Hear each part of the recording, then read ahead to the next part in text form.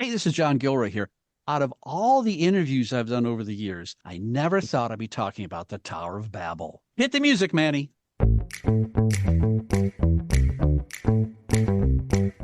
Welcome to the Federal Tech Podcast, where industry leaders share insights on innovation with a focus on reducing cost and improving security for federal technology. If you like the Federal Tech Podcast, please support us by giving us a rating and review on Apple Podcast. Welcome to the Federal Tech Podcast, a podcast that connects you to federal technology leaders. My name is John Gilroy, and I will be your moderator. No, this isn't a Bible study. We're going to talk about a company called Babel Street, and we're going to talk about how it helps you make your systems faster and more secure and all different topics. And our guest today is John Weaver. He's the Chief Strategy Officer of Babel Street. So, John, unpack this. Babel Street, what's going on here? What do you guys do? John, thanks for having me on. That's a great intro, and I appreciate it. Babel is our core. Think about the idea that it's not a Bible study, but it does come back to why you have explanations and why there's so many languages around the world. The challenge you have, and think about the global economy and global information space. If you think about just being able to understand somebody who's typing something in English and wants to search in Spanish or search in Chinese or Arabic or Tagalog and find out information that's relevant to them for making their decisions process, that's what we really help them do. So how do you take lots of information, even if it's in English? Imagine a chemical compound or a bill of materials for software layers. How do we transfer all that into something that is understandable to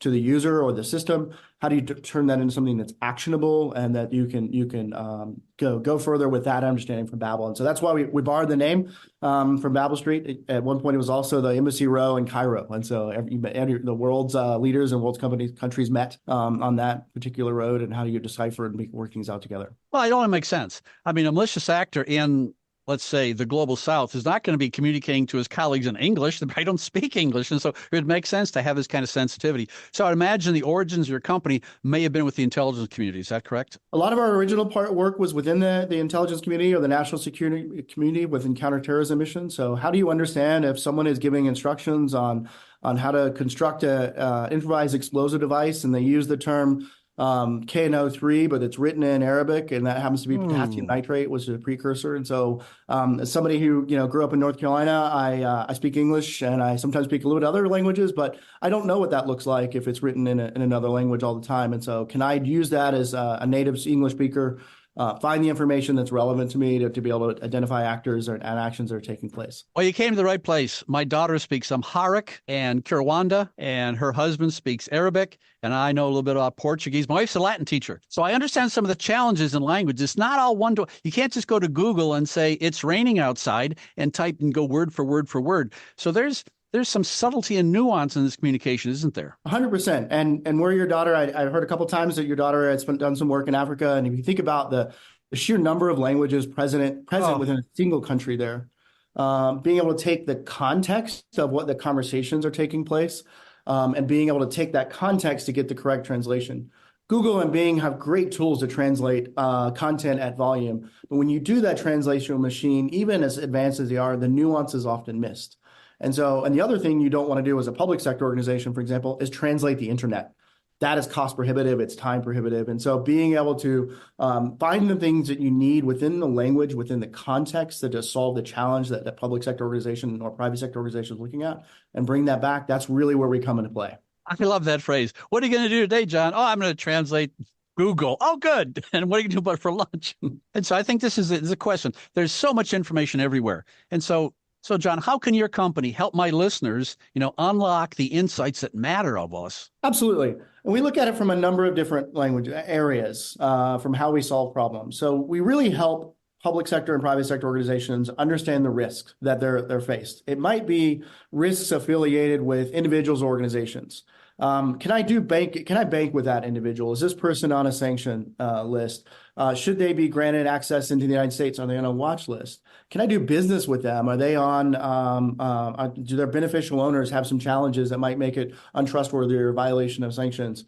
How do I actually just help organizations get registered within a business database or something like healthcare.gov? So how do you do those things in a way that is efficient and understand about the risk and decisions that have to be made there? We also help organizations with threat intelligence. And so, what are the actions that are going to take place that would have adverse impacts either on my people, my organizations, or my processes? How do we do that in a timely fashion? If you think about global sporting events, whether it's the World Cup or the Olympics or the NCAA tournaments, how do we help them, the folks that are managing those events, stay abreast of what's happening so that they act appropriately? And then finally, if you're dealing with people, how do I ensure that, or people in organizations, how do I ensure that information that is proprietary to the organization is retained inside? It isn't leaked inadvertently or intentionally.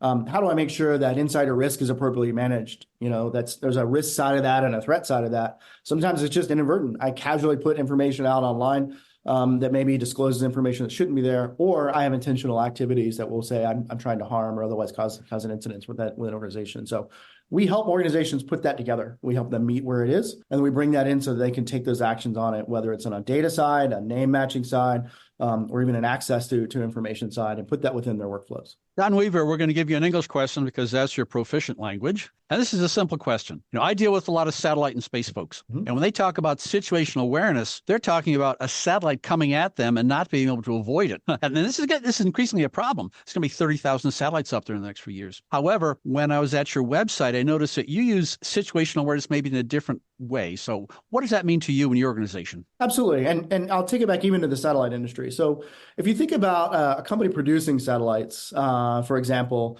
that company needs to understand what are impacts to their supply chain, the components they use to put that together. What are the threats that might come from other nations or other companies where they're trying to exploit their key intellectual property? What are they trying to exploit information vulnerabilities within the satellite industry? And so a satellite is no longer something the government just puts together and it's all done in one place. It's hundreds of thousands of components long. And so can you identify vulnerabilities that adversaries may seek to exploit? And even getting something as simple as how do you deconflict the number of satellites that are in space? So giving understanding about these are incidents that have been reported about them. These are things around launch facilities. These might be protests that take place. Or frankly, as I said, there might be adversaries that are there, or just here is information that's publicly available about that entire spectrum from design out to deployment. And so we try to get that holistic set of information to companies that are trying to, and organizations that are trying to make decisions about what to do next. Do I increase my security posture? Can I source my components from a different place that's more reliable? All of those are information pieces that we really try to bring together. And the last point I'd even make is even understanding the vernacular about the satellite industry. What are the acronyms that come into play? What are the slang that come into play? And if I get content from my suppliers that's coming from all over the world and I need to manage that as a knowledge set, how do I appropriately do that? That's where Babel Street really comes into play and creating that different view of situational awareness that is dependent upon that organization and where their risks and perceptions are. Risks and perceptions. That's the phrase that pays. I was at your website, got a couple articles there. I think you have a whole article there on risk confidence gap, do you? Absolutely. Thank you, John. Risk confidence gap is something that we've been working with clients and partners for a little while on. You talk a lot on your show about how, and it's not hard to see, how data is really overwhelming decision makers and policymakers. There's no shortage of it. You can get from social channels or news channels on internal and external resources. There's more data that can be consumed by a single analyst that's even humanly possible, no matter how large the budgets are. And what that happens is when you have that much data, and you don't have more people necessarily, and even you don't have necessarily mature AI ML processes to help you analyze it, you create a gap in your confidence to be able to meet the risk your organization faces with the resources that you have at hand. Every company and every organization is going to do the best they can. Sometimes that's a manual process. What manual process means is you will not do that consistently all the time. You will not necessarily get to the 17th page of a search result to find out the answer. You certainly won't be able to do that in another language with proficiency and confidence. And so what we try to do is help close that gap in the ability to tame the huge amounts of information that's out there, and then do so in a way that is consumable and usable by organizations trying to manage that gap. That risk could be overcrowding of the space of the satellite network. It could be insider threat. It could be external threat. It could be supply chain risks or regulation. All of those things are things that can be provided across the horizontal that we can help them solve. And I think the article I'm referring to is called "What is the Risk Confidence Gap?" And what I will do in the show notes for this episode, I'll put a link there so the listeners can just hit their phone and go and read it. Interesting article. It's got some talks about zettabytes and everything else, so it's kind of a good one. In researching this interview, I discovered that you acquired a company called Vertical Knowledge, and just trying to figure out how that fits in your product offering and how's that of any benefit to my federal listeners. Vertical Knowledge. Absolutely. Thank you for the question. So we merged with Vertical Knowledge back in January of this year. They've been a partner for a little while before that. One of the things that Vertical Knowledge, one of the many things that Vertical Knowledge has done that attracted us and felt like was really complementary for our customers was their ability to go out and find information and bring that information back in a really structured way that's a lot easier, that can be complementary for their solutions. And so a good example of what they do, a good example for what they do is they can go out and find pricing information. So if you're a commercial company, you're trying to find prices and understand what the competitive market looks like, and you want to invest further in a particular market, they were able to go out and find that content regardless of where it is, and also from the point of view that it takes place. And so if I search, we were just talking before the show, I just got back from vacation. I was in Southern Utah. I'm searching for something that's actually relevant here in the DC area. My results were from Southern Utah, not from the DC area. And so being able to understand that local point of presence and how search brings back information that is relevant there. It has great uses for helping public sector organizations understand and manage risk because you get that local perspective on information. But it also helps make great decisions. A lot of investment organizations will use those to say, hey, am I investing in the right company within the satellite industry? Am I making the right choices from a supply perspective or for a market perspective that would go in there? And so they really bring a holistic mechanism to help bring that content together. When we marry that rich content with rich analytics and rich AI and that understanding of language, we're able to serve more clients across a broader set of use cases that encompass both the public sector and the private sector. Okay, so John Weaver is in Utah. I'm going to Utah in August. What a beautiful place to be. And he goes to his company site and he decides to download the white paper or some document. Now, who are you, buddy? Are you John Gilroy, John Weaver, the man on the moon? Who's this guy from Utah? No one's ever logged in. I mean, the whole idea of identity management fits into this concept of, who are you in multi-language systems and a lot of, so you folks do identity management too, or work in that general area, don't you? We support a lot of clients and partners who do identity management and leveraging in different ways. And I'll give a couple of examples.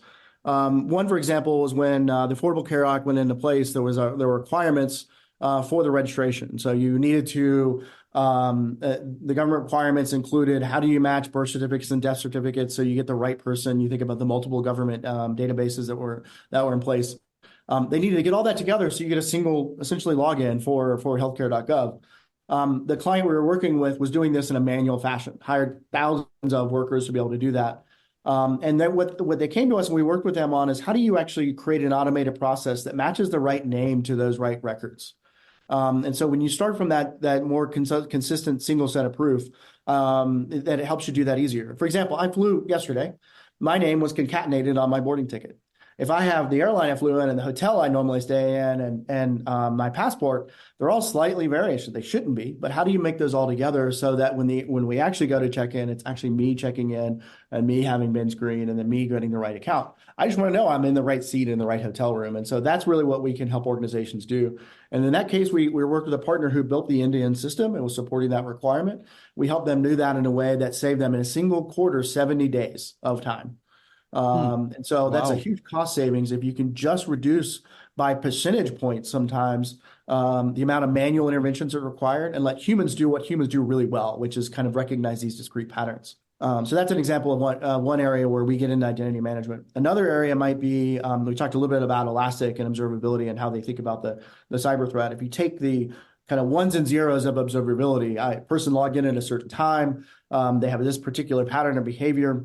That you kind of get indicators within insider risk or insider threat that might be there. What if you took that one step further and said, what publicly available information about that user might say when you hit a threshold, maybe I need to go out and look and see if there's any concern out there. Is there an inadvertent leak that might be taking place because of behavior? Or is there an intentional threat that we might have to be realistic? And so it becomes another facet of identity management. How do you tie the digital profile of an organization or an individual back to what you might have physically? That's interesting.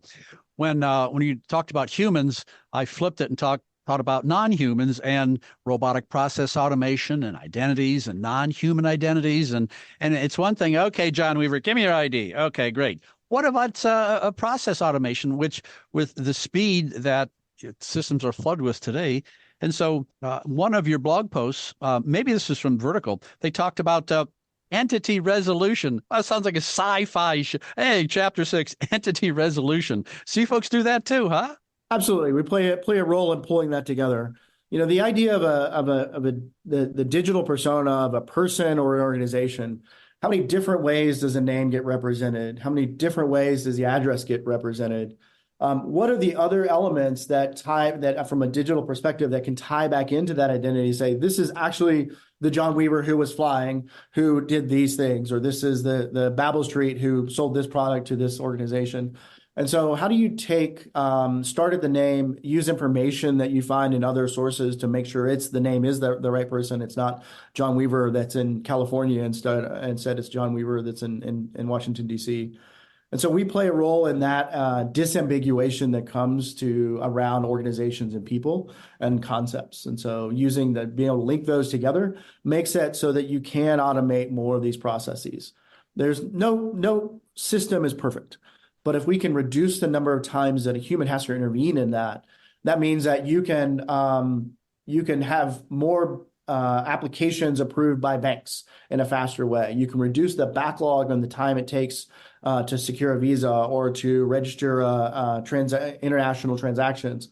All those things are often about how do we just improve the user and customer experience that either the public sector organization has or private sector has, reduce the number of people that actually have to have a human review.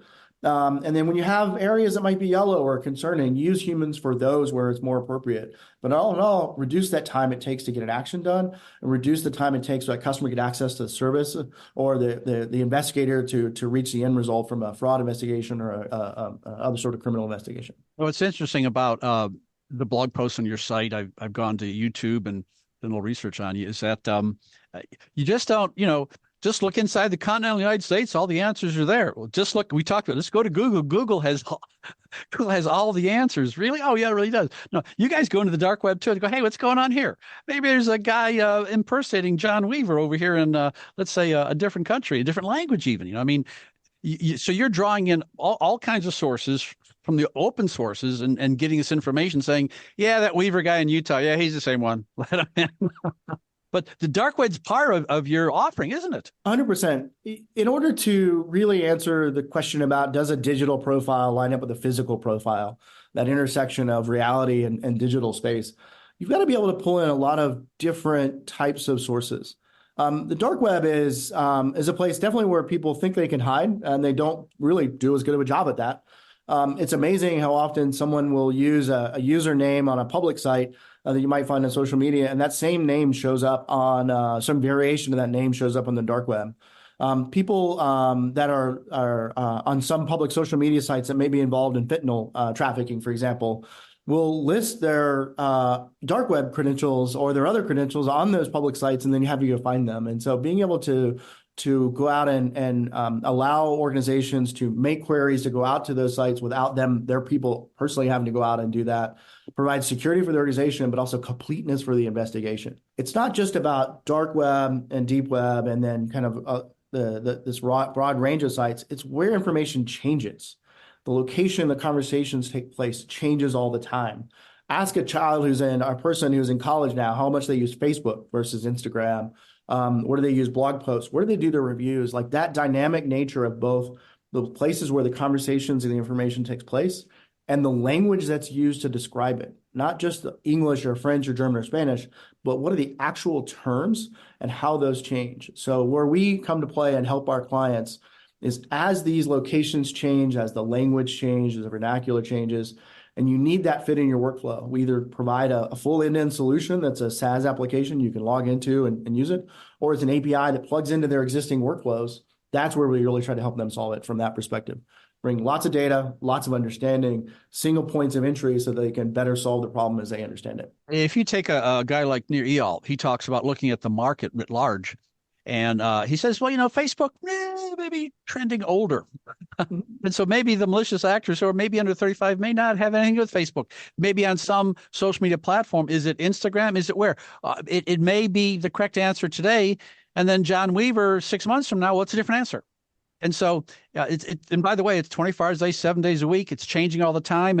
And tell you, I know people that really avoid email and they may just use Slack and communicate with it. And so there's so many channels out there. It's hard to get a global view on it. We talked about satellites and looking down. Well, that's changing one pass, another pass. It's changing too fast for that, isn't it? I mean, so many sources now. That is part of what causes the risk confidence gap, is that just understanding of where the data exchange takes place and the format of the data exchange. Where we really try to bring it in is that you have structured and unstructured data sets. You have publicly available content that could be anything from court records, buying information, social content. So being able to pull that together and resolve it back to that right organization or right person and right action.